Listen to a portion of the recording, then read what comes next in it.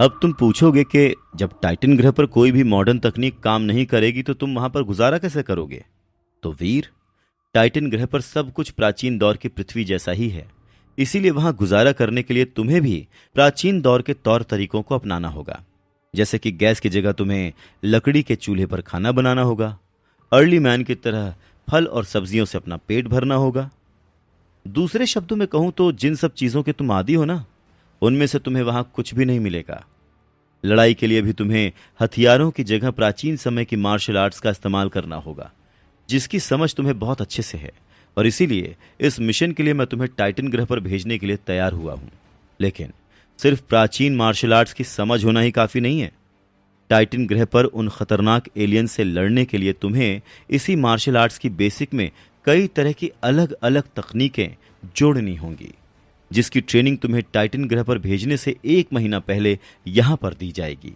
इसके अलावा टाइटन पर अपनी ताकत बढ़ाने और एलियंस का सामना करने के लिए तुम्हें एक और चीज की मदद मिलेगी, और वो है एलियंस की डेविल सोल। लेकिन इस तरह की शक्ति तुम्हें यहां नहीं बल्कि टाइटन ग्रह पर ही मिलेगी। जब वहां पर तुम किसी एलियन को मारोगे ना, तो ही तुम उसकी डेविल सोल हासिल कर सकते हो। एक बार जब तुम किसी एलियन की डेविल सोल हासिल कर लेते हो, तब या तो अपने रूप को उसी एलियन की तरह बदल सकते हो या फिर उसे कवच या ढाल की तरह इस्तेमाल कर सकते हो। यह इस बात पर निर्भर करेगा कि तुमने किस तरह के एलियन को मारा है।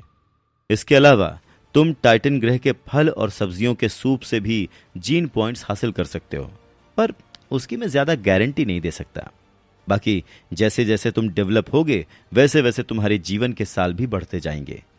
देव आश्रम में डेवलपमेंट के 4 चरण होते हैं, और जैसे जैसे तुम्हारे डेवलपमेंट के चरण पूरे होते जाएंगे, वैसे वैसे तुम अगले चरण के लिए क्वालिफाई करते जाओगे।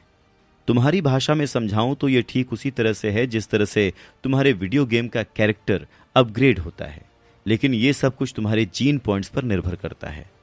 तुम्हारे जीन पॉइंट्स जितने ज्यादा ताकतवर होंगे, उतनी जल्दी तुम डेवलप होकर अगले चरण पर पहुंच जाओगे, और जितनी जल्दी तुम अगले चरण पर पहुंचोगे, तुम उतने ही ज्यादा ताकतवर होगे और खतरनाक से खतरनाक एलियंस का सामना कर पाओगे। डॉक्टर खुराना की बात सुनकर वीर बहुत ज्यादा उत्साहित हो जाता है।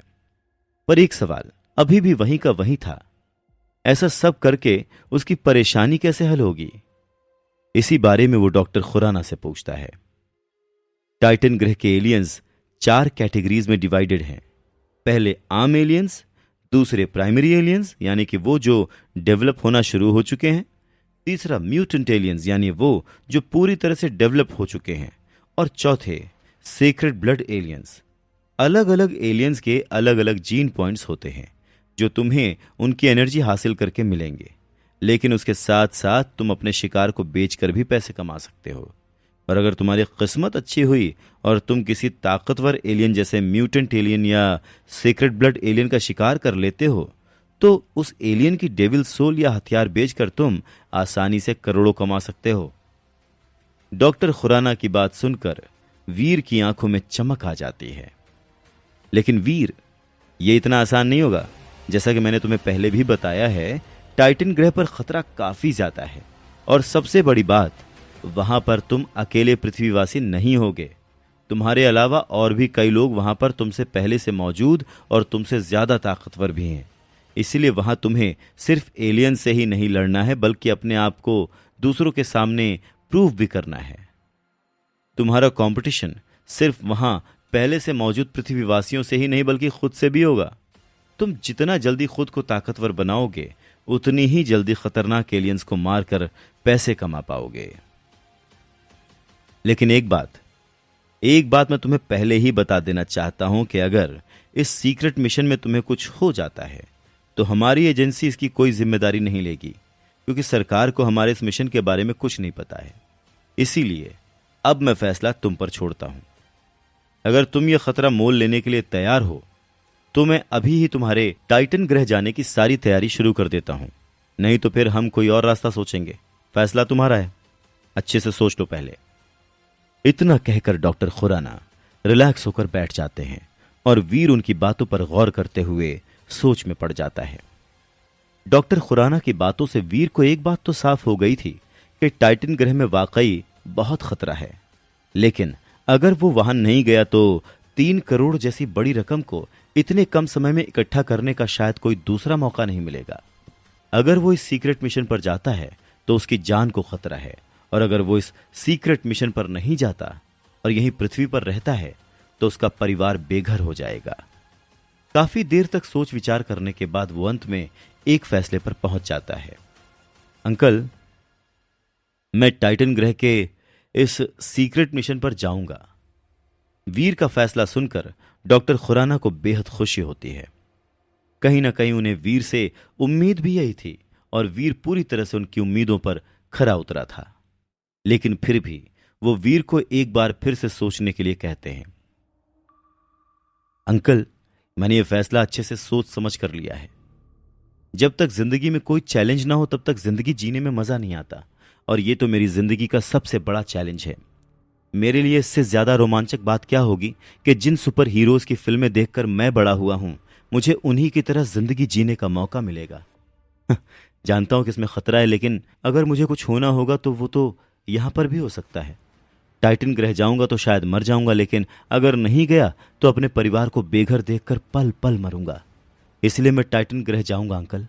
बस आपसे एक ही रिक्वेस्ट है, अगर इस मिशन में मुझे कुछ हो जाता है तो आप बस मेरी फैमिली को संभाल लीजिएगा, उनका ध्यान रखिएगा। वीर पूरे कॉन्फिडेंस के साथ डॉक्टर खुराना को अपना फैसला सुनाता है, और उसका कॉन्फिडेंस देखकर डॉक्टर खुराना खुश होकर सहमति में सर हिलाते हैं। ठीक है, फिर मैं अभी से ही तुम्हारे जाने की सारी तैयारी करता हूं। कल से तुम मार्शल आर्ट्स की ट्रेनिंग के लिए हमारी एजेंसी के इंस्टीट्यूट में आ जाना। Good luck. डॉक्टर खुराना वीर के कंधे पर हाथ रखते हुए उसका हौसला बढ़ाते हुए कहते हैं, और जवाब में वीर बस हल्का सा मुस्कुरा देता है। आज रात वीर को नींद नहीं आ रही थी। उसे इतने बड़े एडवेंचर पर जाने का मौका जो मिलने वाला था। डॉक्टर खुराना की बातों से साफ था कि जिस लड़की ने वीर की जान बचाई थी वो भी टाइटन पर उसकी कॉम्पिटिटर होगी। पर फिर भी उस लड़की से मिलने की तड़प भी वीर के अंदर बढ़ती जा रही थी। वो पूरी रात वीर ने आंखों में काटी, घड़ी देखते हुए। सुबह होते ही वीर दबे पांव छुपते छुपाते घर से बाहर निकलने ही वाला होता है कि मम्मी की आवाज पीछे से आकर उसे रोक देती है। अरे वीर, इतनी सुबह सुबह कहां जा रहा है? और तू इतनी सुबह कब से उठने लगा? वीर मुस्कुराता है। वो जानता है कि आज फिर उसे मम्मी से झूठ बोलना पड़ेगा, पर अपने किसी स्वार्थ या फेल्योर को छुपाने के लिए नहीं, बल्कि परिवार की रक्षा करने के लिए, परिवार को सुविधा देने के लिए। वीर अब अपनी एक्टिंग स्किल्स दिखाते हुए अपनी मुस्कुराहट छुपा करके ड्रामेटिक तरीके से बोलता है। अरे मम्मी, पता है वो हमारे मैथ्स टीचर है ना? मां चिंतित होती है। अब क्या किया उन्होंने? अरे उनकी टांग टूट गई मां। वीर पैंतरा जड़ता है। हे भगवान, मां का ये रिएक्शन तो लाजमी था। इसीलिए मां, इसीलिए मुझे अब हर रोज उनके घर जाकर पढ़ना होगा, क्योंकि वो कॉलेज तो आएंगे नहीं ना। वीर को पूरा यकीन था कि उसके हर पैंतरे की तरह मां पर आज ये पैंतरा भी काम कर ही जाएगा। वीर फिर मुस्कुराते हुए निकल जाता है। इसी तरह डॉक्टर खुराना के नेतृत्व में वीर की 15 दिन की प्राइमरी ट्रेनिंग पूरी हो चुकी थी। अब वीर टाइटन पर जाने के लिए तैयार था।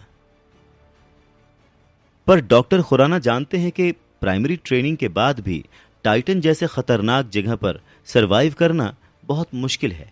पर वो वीर को रोक भी नहीं सकते थे, क्योंकि टाइटन को वीर की नहीं बल्कि वीर को टाइटन की जरूरत है। वीर के पिता डॉक्टर खुराना के बहुत अच्छे दोस्त थे और प्रशंसक थे। डॉक्टर खुराना उस दिन वीर के पिता के साथ ही थे जिस दिन उनका मर्डर हुआ था। उस दिन कुछ ऐसा हुआ था जिसका राज डॉक्टर खुराना ने आज तक अपने दिल में छुपा रखा था।